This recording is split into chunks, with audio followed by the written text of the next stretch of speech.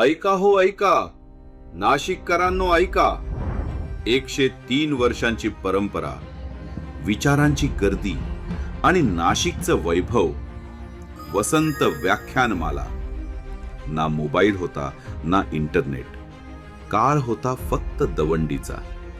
रस्त्या रस्त्यावर आवाज घुमायचा, आज व्याख्यान आहे, या ऐकायला. तेव्हा भारत स्वातंत्र्यासाठी झगडत होता. लोकांना शस्त्रांइतकीच विचारांच्या दिशेची गरज होती. आणि त्याच गरजेतून जन्मलं नाशिकचं लेणं, वसंत व्याख्यानमाला. छोटं व्यासपीठ पण उत्तुंग विचार. लोक तासनतास जमिनीवर बसून शब्द अन शब्द वेचायचे. हळूहळू ही केवळ व्याख्यानमाला राहिली नाही, ती बनली नाशिकच्या अस्मितेची एक विचारांची चळवळ.